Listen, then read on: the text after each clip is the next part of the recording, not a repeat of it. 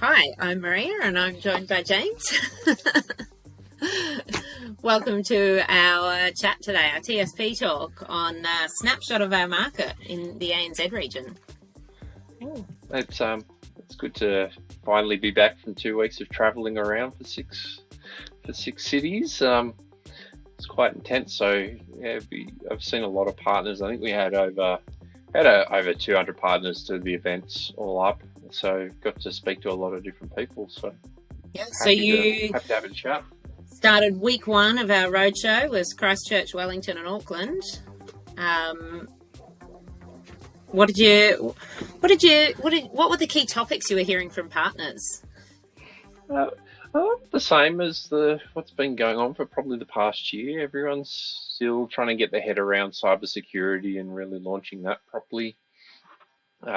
People are at various parts of their journey. I'd say most MSPs have got nowhere close to having it perfected yet, and that's not really a surprise. But a lot of people are stuck on either getting started or they've got something started and they don't know what to do next and where to focus on and how to operationalize it once they've sold a package. It's a very common theme. The other one that's still around is the margin pressures that everyone's going through. The salaries are still increasing. And inflationary pressures are probably adding another dimension to it that I don't think enough MSP owners are taking into account that their people might have a mortgage or they're renting and that stuff's going up. So a lot of the employees are going into survival mode. So there's a lot of people with a handout that might not have a logical reason for why they should be getting paid another 10, 15, 20K, but they know they need it. So what I'm hearing is people are having a lot of difficult conversations around that. It's not necessarily ending well for anyone, the employee included, because they're just in that survival instinct. Another one of the key trends that's going on, hearing a lot in New Zealand and Australia, is just that challenge to get new leads and new clients. The interesting part that I found going to New Zealand and talking to the partners there is just the mindset of it's a special market. Can't possibly do XYZ in Christchurch because it doesn't work. There's a lot of limiting beliefs. So when I've had the opportunity to talk to partners a bit more in depth, I'll keep picking on Christchurch as an example. They're no real different to the 500,000 person cities in Australia in the rural areas. But what I think is happening is because we hear this generic advice coming from the US, or we hear what's going on in Australia. Actually, it's what's going on in a major metro place like Sydney or Melbourne, which is the population of New Zealand, as opposed to, well, what's going on in an equivalent type of market. So we get in that sort of mindset of, oh, we're special, we can't possibly charge premium prices, we can't do this, we can't do that. It only works in Sydney, it only works in Auckland. It's actually not true at all. It's just more how you do have to frame things differently. It does take a bit of a longer sales cycle, et cetera, but it doesn't mean you can't do it. But MSP owners default to, just because the generic advice is saying one thing, it doesn't work for us, and write everything off. And I think that's more of a reflection of the way that information comes out to everyone around the region. Yeah, it seems to be viewed as a bit of a cookie cutter approach, and it doesn't matter where you're based, you probably need to take it and refine it for your local, for your vertical, or for your local market. Either way. There's nuance. I think you said it well. It's like we treat a lot of the things, thought leadership and stuff that has been coming to us has been that sort of generic high-level advice that it doesn't mean a whole lot. Like there's some good, it started from a good place, but it's been watered down for so long that it's becoming useless. And with the changing markets and what we used to do in the past, a lot of that hasn't been updated, and we're hearing the same old messages. So I completely understand the skepticism, but I think it's very dangerous for people to go, well, we're a special market and we can't do that, because I just know that it's not true. I get that privilege of seeing all the markets around the place and what people are doing. You can be very successful anywhere. The main difference is really your market cap is usually the difficulty. Is you might be in a smaller town in the middle of outback Western Australia, as an example. You're limited to what sort of clients you can get, and there's probably only a handful that are going to be on the premium end.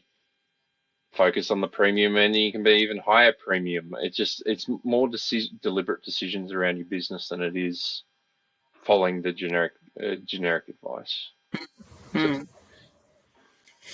So you did a week in New Zealand, which is wonderful, and then you came and you did Sydney, Melbourne, Brisbane.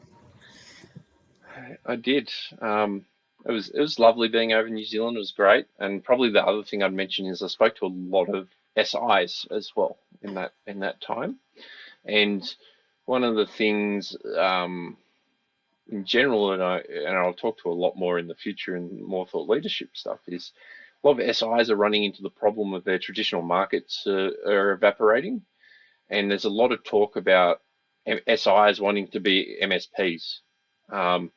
And again, there's a lot of generic information going around.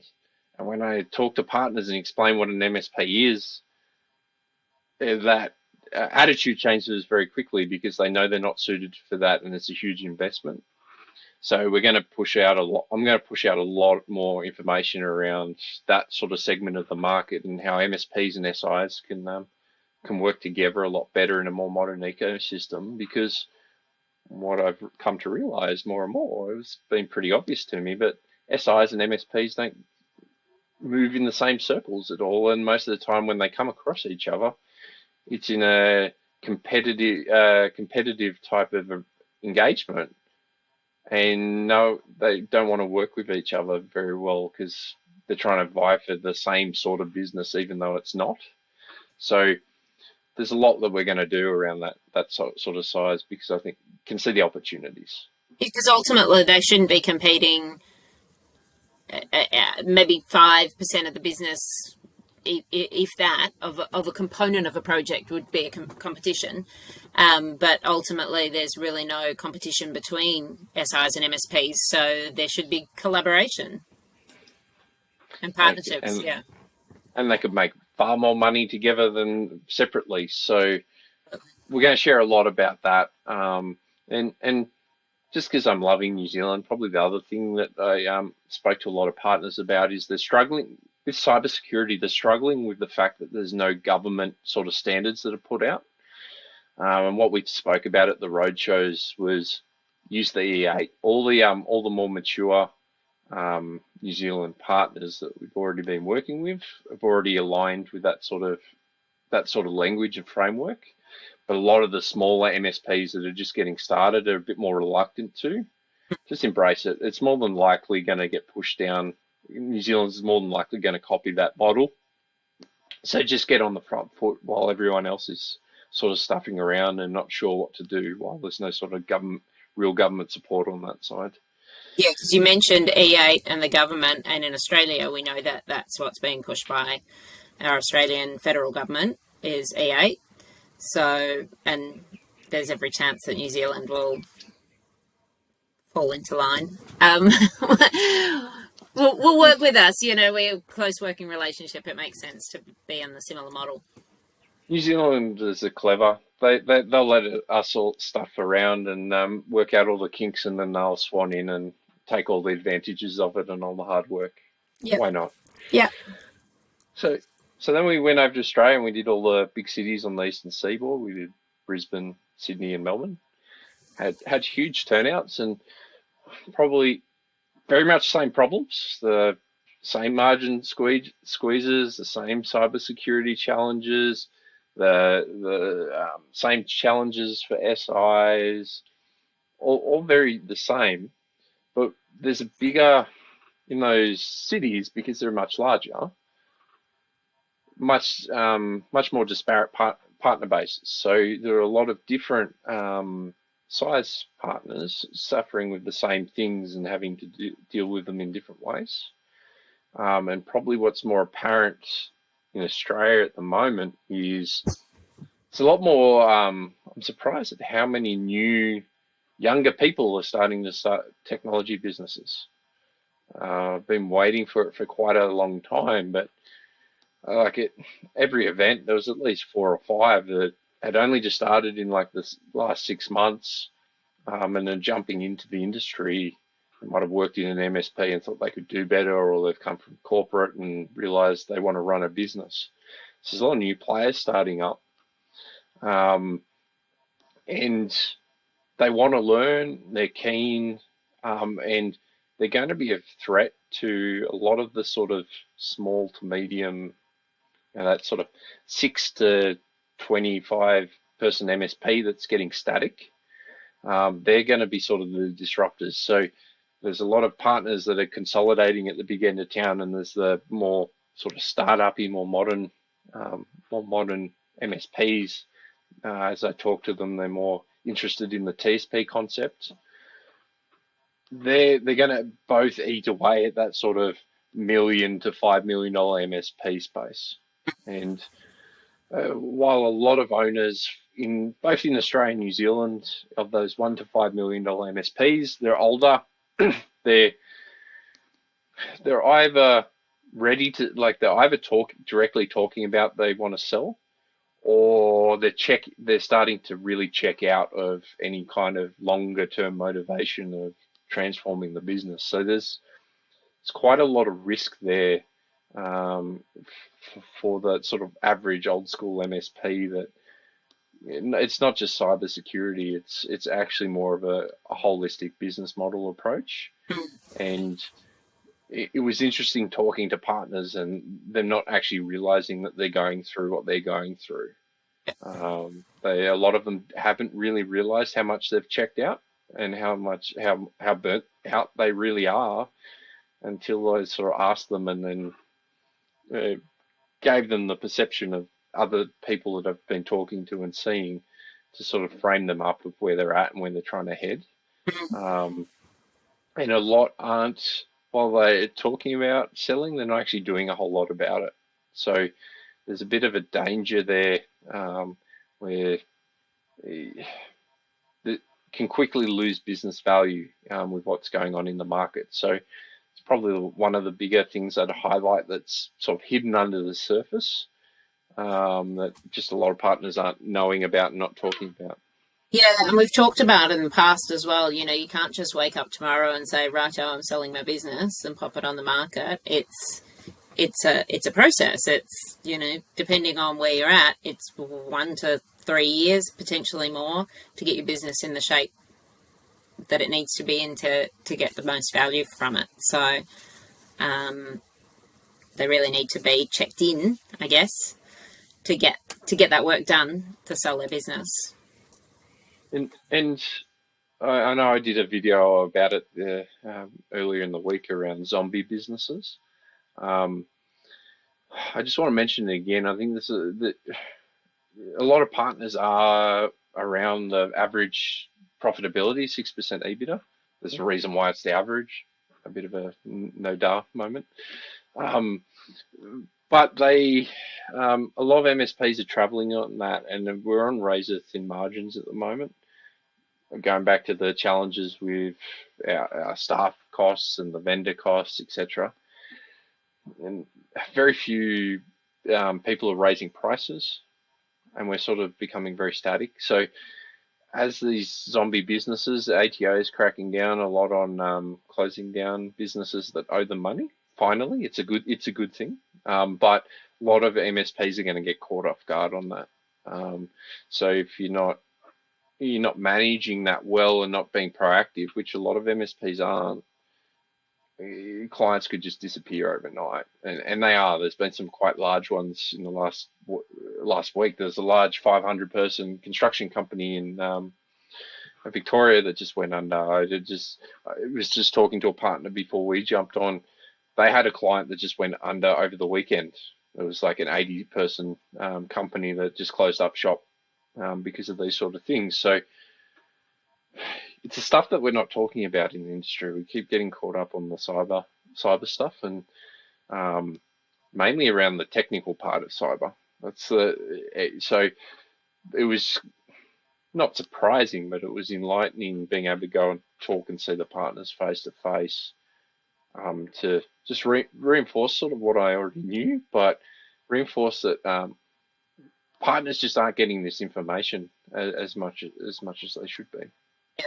And I know your presentation at the Australian roadshows was around the operationalisation of security. So not just what products you're using, how you're actually building that into the operations of your business. And I was watching, I was at the Melbourne one, and I was watching the faces of partners who were just like, it was news to some partners that there was more than just selecting which products they were going to use in their security stack, and how important building that into all areas of their business was. Unfortunately, it's been the vendor agenda. And I know, obviously, we work for a distributor and we sell software licenses, but it has been very vendor-driven, the cybersecurity conversation, for quite a while. And it's nice for us to be able to go out and talk about operationalizing this stuff. And Elliot spoke a lot about how to align the packaging to to the cybersecurity frameworks and do that better and get better results. But we just don't hear about this kind of stuff. And I think too, just talking to partners, they don't go and look for it either. That's the other danger. The guys that are being more successful with cybersecurity and navigating through the modern workplace and all that kind of stuff, and they're making more money, they're being more active and being more deliberate in what they're doing. And this probably comes back to that checking out and not having as much energy as we once were. This is probably for a lot of owners, this is probably the fourth time they've had to pivot their business models and do things differently over time. I think people are just running out of energy for it. So that it's sort of choosing to do it. But then also everyone's probably more busy than they ever have been because they're running so thin. They're running so lean. MSPs have probably got less people than they've ever had in the businesses and making less money than they ever have. That sort of sugar rush over COVID, when we got all this project work and the government subsidies and stuff, hit a lot of poor performance and the sustainability of a lot of those businesses. And coming out the other side, I think a lot of business owners are struggling with that. And I know I say it a lot, but it's because I need to. Like, if you're checked out and checking out, you're better off selling now, even for whatever value you can get, than trying to do a fire sale later. I've seen a few partners that have checked out. They had looked at selling earlier and they weren't going to get offered the value that they were expecting, and then their business has fallen in a heap. Like, I spoke to a partner I've known for quite a while, and I recommended selling ages ago, and he chose not to, and his business is halved in revenue because he checked out. People he had, the business wasn't as mature as it appeared. There was nothing sort of keeping clients there, and they lost a few major clients, and now they're in this spot. So the value that he would have got 3 years ago, while it wasn't what he wanted, is still way better than what he's being offered now. Well, and you mentioned a couple of the key points that, is coming up time and time again with talking to partners, is sales leads and clients and staff. So selling a business for either or both of those, you'll be able to ask perhaps a little bit more than you might in a year's time, when hopefully staffing problems and sales settle down. Which I don't think it will. So the horse is bolted on wages. I know we're going completely off topic now, but this is just what I do. We're hearing, no. I mean, if that's what you're hearing, that's it. Well, let's look at it. How will they stabilize for anyone that has any kind of technology skill? We're small markets, Australia and New Zealand. We're only like 30 million people. The people that are really skilled at it, there's only so many of them. They're always going to be in high demand as long as they're in the high demand areas of what we need. So wages are not coming back down. The people that are coming in at level 1 type positions aren't wanting to come in at low junior rates anymore. There's still some people that want to come in trainees, but a lot of MSPs don't have a training program or a business that can handle bringing on that kind of junior people. So we've got sort of that generation of people who have been in MSPs. They can price shop. Although, and I'm going to throw a different viewpoint in here. We remember the heady days of the late 90s .com boom, and if you worked in technology, you could pretty much decide, write your own paycheck. It was heady days. Dollars were being thrown around left, right, and centre. That settled, and the wages did go backwards in our industry. And they went back to, and still, technology, there's still more in our industry than there is in equivalent professional industries. That's going to remain. We're integral to everything, but I don't know that there's no chance of things settling. What I think the added difference to back then, I'm a bit younger. I didn't get to actually live through that. The difference is, for us, any onshored resource compared to, back then, we weren't really offshoring as an industry. No. Now we're shipping it all off. So if we want local resources, we've got a smaller pool because of that generational skills. And True. The danger we've got as well is we're going to cut out another generation of people getting into this industry properly, because I'm very pro offshore, and I think it's a great thing, but we're not actually instituting a whole lot of trainee growth. So when I spoke to a lot of partners, they're not doing it. They're still trying to chase, we need these magical unicorn level 3s still.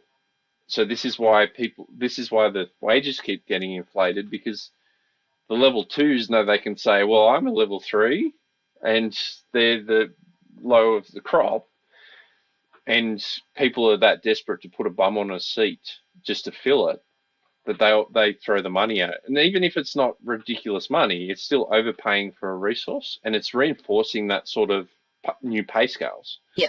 And we're not actually feeding new people up and in. One, because it's expensive and it takes a whole lot of time, and there's a lot of talent over in like the Philippines that do fantastic work. But also we're starting to automate a lot of that work away.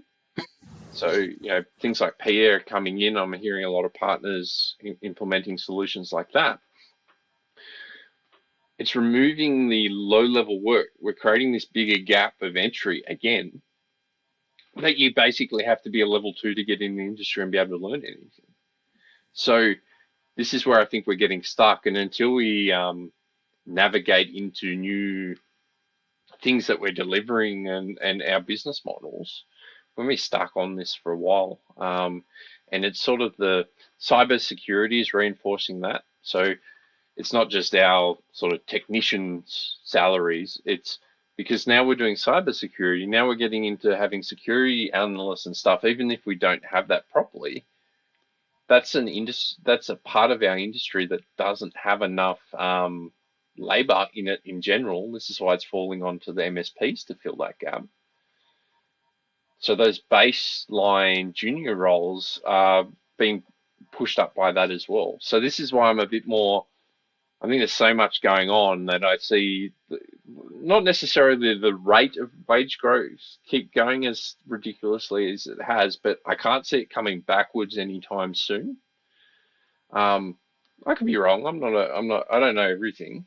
Well, we'll catch up in a year's time and see and see where we're sitting. So after your whirlwind trip around ANZ, you mentioned a few similarities. Were there any key differences in any city? I'd actually say Auckland, out of all the places. Yep.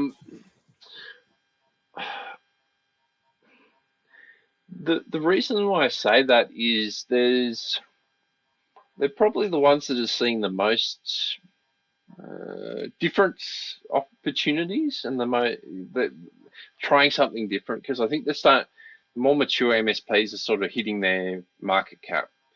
There's the ones that are going down the path of acquiring in like different regions in New Zealand, but a lot of them are realizing that those markets are small and they've probably got the opportunity already from that. So they're looking at different technology, they're looking at different offerings that they can provide. They're not quite there yet, but just the discussions that I was having was very different to a lot of other partners. A lot of other partners were very much, we're just going down this line, we're just doing this. So I think they're going to do things a bit different and going to find a bit different opportunities. Okay. And it's probably a sign of things to come in the rest of ANZ. I was a bit surprised that it was actually Auckland. Like, I know Christchurch is a bit of an innovation hub, and they're quite mature for the size of MSPs compared to a lot of other places. I think getting them lined up with equivalent sizes in, say, Sydney, I'd say Christchurch is probably more mature. Yep. And that's probably just from the fact that there's the culture of having to rebuild after some disasters. But yeah, Auckland, I reckon that's the place to watch. That's interesting, because of the 6 cities you visited, Auckland's the fourth largest, third smallest. Yeah. Yeah. Yeah, Okay. I think it's a reflection of the the market and the sizing and stuff. Like, I think there's a lot of MSPs that have matured and they're sort of hitting their peak of traditional MSPs, and this is where in the market there are those, especially in Australia at the moment, there's a lot of those larger MSP groups that are buying up more and more and more people and getting larger and larger and larger. That's not quite happening in New Zealand because, again, there are only like 5 million people, right? So there's only so much acquisition and growth. But probably the interesting part in New Zealand, I think, is they still very insular thinking. There's a few partners that are thinking, well, how do I get into the Australian market? How do I expand past that? And that's a bit the same as Australia. Like, it gets very stuck in the Sydney, Melbourne, Perth, or Sydney, Melbourne, Brisbane sort of thinking. I really want to see us as markets start to think of how can we expand globally, but I don't think we're going to do that until we get past the traditional MSP stuff. We're still very stuck in that. I'm in Melbourne. I do the western suburbs of Melbourne. Yeah. Type of mentality. And the reality is the business model, the business and the market has shifted from that. But it's that old school thinking is still around in the industry. But when I spoke to some of those, contrast that with a young person I was talking to in Melbourne, he can easily go Australia and service Australia. And understand the niches and provide those services, but a lot of the traditional thinking was still stuck in as an industry. So I think we're going to see over the next sort of 3 to 5 years some very dramatic shifts that we I know we always go through those cycles inside our industry, but it's probably going to be more dramatic than what we've ever seen before. Yeah. And that's exciting. Well, we took the big leap of working remotely, becoming the norm, a couple of years ago. So maybe that ability to deliver services remotely will be seen as just a given. That's another good trend. You just sparked me with these things. The work from home stuff. What's interesting is hearing the partners that are forcing their employees back and are struggling with um, they didn't really get work from home right, and just them trying to pull it back to how things were. The amount of partners that are doing that shocks me a bit. It's this all or nothing approach that a lot are going through, and I think that's a reflection again on the owners and their mindsets. Is they never wanted to do it in the first place. The amount of people I used to speak to way back in the day and said you could run an MSP remotely, and everyone said you couldn't. Yeah. Well, you can, but a lot of people are struggling with that sort of balance of working from home and then managing performance and that retention of staff. Is sort of becoming that non-negotiable of being able to work from home. Some people don't. Some people want to work in the office. Like, to me, it's always a hybrid approach. There's no one size fits all answer to this. But I think, again, it's going to that cookie cutter thing. And people think it has to be all or it has to be nothing. And they're really struggling with it. And it is a danger to lose staff. And it sort of flows on to, there is a bit of a, I don't know how I quite articulate it, but there's a huge amount of complacency in our industry. I think everyone's just super, super tired. We're running less with less people. We're just as busy as we always have been at the moment. Whether that's profitable or not, different story. But a lot of people struggling with leaders that aren't good enough, account management and sales teams that are absolute rubbish, techs that are being techs but amplified by the modern the modern environment they're in. And there's just probably more, I was going to say more people problems, but I don't think it's more people problems. I just think it's, as a society, there's a lot more people that are completely demotivated. And because we're in that sort of tough position of it's hard to get staff, we sort of we put up with it a lot more.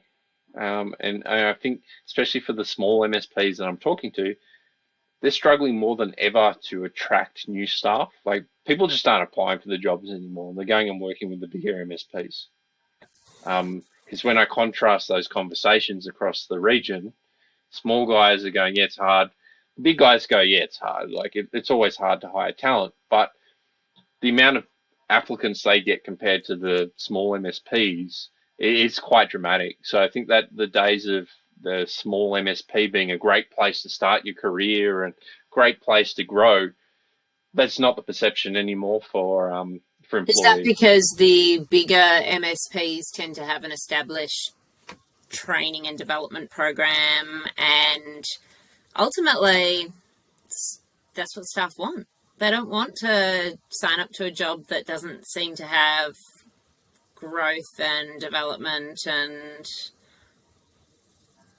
I think that's one. I think that's one very important side to it. I also think it goes back to that sort of people don't want to have everything fall on them. So if you're in a small MSP, when do you get to have holidays? When do you get to take a break for yourself? What happens with on call? Like, all of these things, there's a lot more people in our industry, rightly or wrongly, that want to rock up and just do 9 to 5. We've gotten to that sort of maturity of the industry that it's not this big, super exciting thing and there's just a career in just being here. it's actually more of a job career that people go, well, I've worked in retail, I'm coming out of school now. Well, IT, that's actually a career now. And so I think there's a changing mentality that we as an industry haven't caught up with, and we're starting to see that change in the mentality of employees. And it's the reality; it's not going to change. So we need to adapt to that, and especially for small MSPs, they need to be more aware if that's the challenges. Because I know years ago, a small MSP was the place to be because that's where you'd learn all your skill. You could learn way more in a small MSP than you could ever could anywhere else in what we do. And you still can, but if we've got MSP owners who are checking out, then obviously that's going to be causing problems as well. It comes down to how they sell the concept of working for them. It's part of the sales strategy, really, isn't it? Convince people to come on board. It is, and I know we could talk all day about this sort of stuff, and I know I just go down different rabbit holes. But what excites me most, having gone and done the roadshows, apart from me going and talking to more people, is talking to the people that are thinking longer term, and being more deliberate about planning. And there probably is. You probably break down the market into thirds. There's probably at least a third that's checked out, ready to sell. There's about a third that's, I'd say, lost and on the cusp. They could go to, well, let's just sell and get out, or they could get reinvigorated into a longer term sort of vision and planning. But the ones that are doing well are being deliberate. They're investing time in learning and developing new things. They're planning, and they're holding people to account. Like, it's business basics 101. Yeah. So if you're not in that space, it's actually not that hard to get there, and there's still so much opportunity out there to grow the business, make more money than you ever have. But it requires that being deliberate. It's not necessarily putting in more and more hard work over and over and over again. It's just changing that sort of mindset and that focus, and being deliberate about doing one thing after the other while all this disruption's going on, and building something, thinking about 5-10 years in advance, and just slowly, just incrementally improving things and putting new things in place. Yeah. So I'm excited that there's a lot of people going well, but there's still this opportunity and potential for a lot of the segment in the market to head that way. But if you're lost and you're not being deliberate, it's probably the most dangerous time I've ever seen in our industry for that. We'll wrap up today then. Thank you. Thanks for hearing my rambling, and hopefully the partners got something out of it.